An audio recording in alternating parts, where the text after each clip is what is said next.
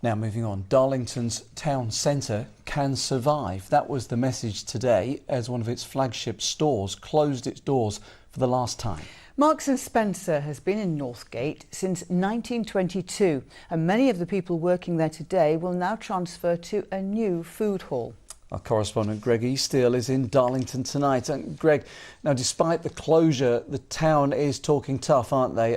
Many though will see this as a very significant moment. Well, indeed, Ian. I mean, let's face it, for generations, people will have been coming into Darlington to use Marks & Spencer. But at 4 o'clock this afternoon, all of that changed. Look at the shop window already. Once an advert for the goods and services inside, now you might say a sign of the times. Inside here, you can also see they're already taking down the various fixtures and fittings in here. How bad is all of this for Darlington? Well, it rather depends on who you ask.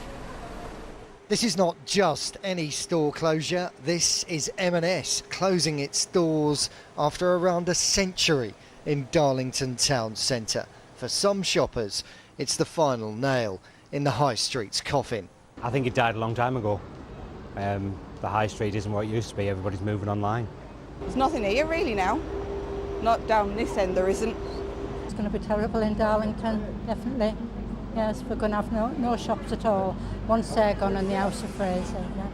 And this is where M&S is off to, a brand new food hall 2.5 miles out of town, which the company's confident its customers will prefer. 50 staff have moved here from the old store. There's been 13 redundancies, with 19 redeployed to other stores. But Tori Gill from the Love Darlington Group insists M&S moving out definitely isn't a death knell for the town centre. Absolutely not. We've got loads going on in the town. We've got new businesses opening all the time.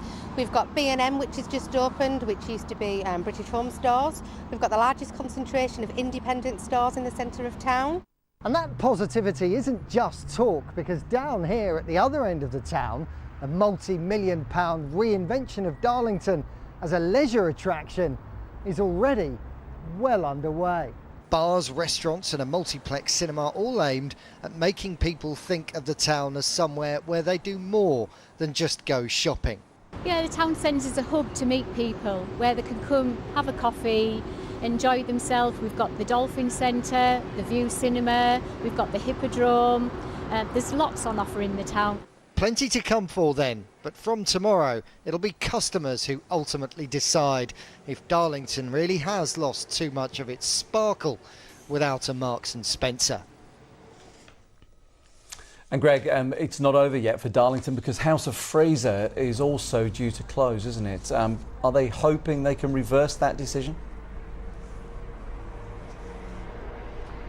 To an extent, yes, and there was good news on that front today when Sports Direct, Mike Ashley Sports Direct, who of course have bought House of Fraser, announced this afternoon that they've already reversed the decision to close the flagship store in London's Oxford Street. The hope is that they'll now work their way down their list and do similar things with other stores, including of course the one in Darlington. But here's the challenge that they've got. M&S told me this afternoon that the reason that they've moved out of town and only have a food hall out of town is that the demand for things like clothing and other luxury goods in town is now a lot less. So if House of Fraser does stay in business here, they're going to have to find a way around that challenge and make sure people do keep coming into town for those goods.